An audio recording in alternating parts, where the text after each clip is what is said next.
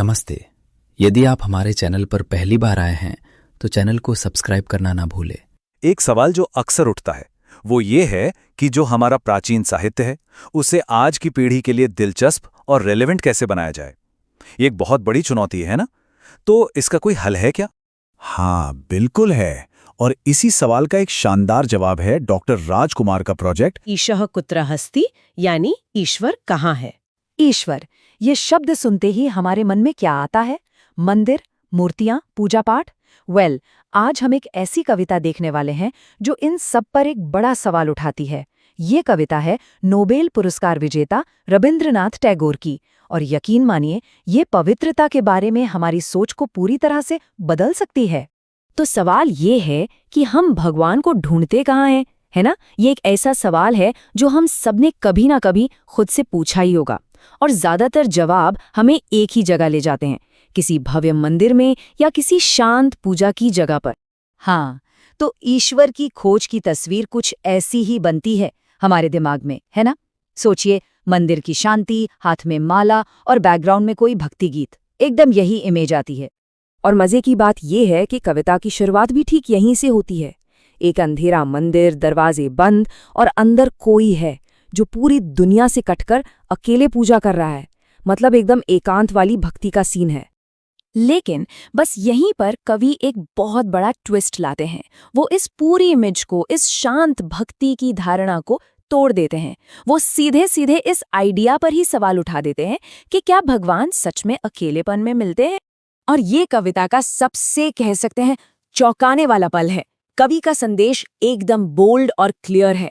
ये माला, ये गीत सब छोड़ दो, भगवान यहाँ है ही नहीं, अपनी आंखें खोलो। तो अब सवाल ये उठता है कि अगर मंदिर में नहीं तो फिर कहाँ? अगर भगवान बंद दरवाजों के पीछे नहीं है तो फिर आखिर उन्हें ढूंढें कहाँ? ये सवाल हमें कविता के सबसे बड़े खुलासे की तरफ ले जाता है। और बस यहीं सीन पूरी तरह से बदल जाता है, एकदम ड्रामेटिक तरीके से। हम मंदिर की दीवारों से बाहर आ जाते हैं और पहुंच जाते हैं रोजमर्रा की जिंदगी में, काम की दुनिया में। कभी हमें एक बिल्कुल ही अलग जगह देखने को कह रहे हैं। तो ये है कविता का जवाब, एक बहुत ही पावरफुल जवाब। ईश्वर कहाँ है? वो वहाँ है जहाँ किसान सख्त जमीन जोत रहा है, जहाँ मजदूर पत्थर तोड़ रहा है। मतलब ईश्वर उनके साथ हैं जो मेहनत करते हैं, जिनके हाथ काम से गंदे होते हैं। और देखिए, कवि यहाँ कोई गोलमोल बात नहीं कर रहे हैं। वो हमें एकदम साफ साफ उदाहरण देते हैं। वो किसान जो कड़ी जमीन जोतता है, वो मजदूर जो रास्ते बनाने के लिए पत्थर तोड़ता है, जो लोग धूप और बारिश में काम करते हैं, दिव्यता उनके बीच है, उन्हीं लोगों के बीच जो अपने पसीने से इस दुनिया को बनाते हैं। अब जरा एक पल के लिए सोचिए, ये आइडिया कितना क्रांतिकारी है। कविता ये कह रही है कि दिव्यता का मतलब साफ सुथरा रहना और दुनिया से दूरी बनाना नहीं है, नहीं, बल्कि इसका मतलब है दुनिया से पूरी तरह जुड़ना, उसकी धूल, उसकी मिट्टी के साथ एक हो जाना। लेकिन बात यही खत्म नहीं होती। कविता सिर्फ हमें ये दिखाती नहीं है, बल्कि हमें कुछ करने के लिए भी कहती है। अब ये सिर्फ एक ऑब्जर्वेशन नहीं है, ये एक सीधा सीधा बुलावा है उन सब के लिए जो ईश्वर को खोज रहे हैं। यहाँ पे हमें वो दो दुनियाएं साफ साफ दिखती हैं जिनकी कविता बात कर रही है। एक तरफ है मंदिर के अंदर की दुनिया, बंद दरवाजे, जाप और गीत, साफ सुथरे कपड़े। और दूसरी तरफ है खेत की दुनिया, जहाँ धूप है, बारिश है, मेहनत है और पसीने और धूल से सने कपड़े हैं। ये सोच में एक बहुत बड़ा बदलाव है। और इसीलिए कवि अब सीधा निर्देश देते हैं। वो कहते हैं, अपने साफ कपड़े फेंक दो और इस धूल भरी धरती पर आ जाओ।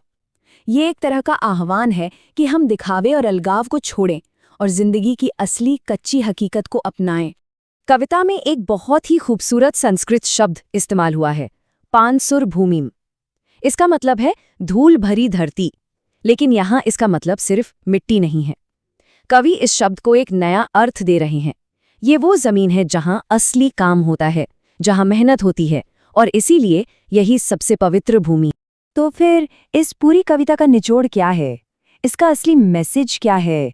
टैगोर हमें क्या सिखाना चाहते हैं? और जवाब ये है कि सच्ची मुक्ति या लिबरेशन अकेलेपन में नहीं मिलती, वो दुनिया से भागकर नहीं मिलती, बल्कि वो तो दूसरों के साथ, उनके काम में, उनकी जिंदगी में शामिल होने से मिलती है। कंधे से कंधा मिलाकर। कविता के आखिर में एक लाइन है जो इस बात को और भी पक्का कर देती है। अगर तुम्हारे कपड़े धूल से सन जाएं, अगर उनमें 1000 छेद हो जाएं, तो क्या हर्ज है? मतलब दिव्यता का रास्ता परफेक्शन में नहीं है, बल्कि इंसानी कोशिशों की जो असलियत है, जिसमें धूल भी है और मेहनत भी, उसे अपनाने में। तो इन शॉर्ट कविता हमें ये सिखा रही है कि पवित्रता कोई म्यूजियम में रखी चीज नहीं है जिसे दूर से देखा और पूजा जाए। नहीं, ये तो एक लाइव एक्सपीरियंस है, एक भागीदारी है, और हमें इसमें शामिल होने के लिए बुलाया जा रहा है। और आखिर में कविता हमें एक बहुत ही गहरे सवाल के साथ छोड़ जाती है। सोचिए, क्या हो अगर सबसे पवित्र जगह कोई मंदिर नहीं, बल्कि वो जगह हो जहां हम काम करते हैं? क्या हो अगर हम ईश्वर को बाहर खोजना बंद कर दें और उसे अपने ही काम में, अपनी रोज की मेहनत में पहचानना शुरू कर दें? वीडियो आपको अच्छा लगे तो लाइक करें, शेयर करें और ऐसी ही ज्ञानवर्धक एवं रोचक एनिमेशन वीडियो देखने के लिए हमारे चैनल के साथ जुड़े रहें। धन्यवाद।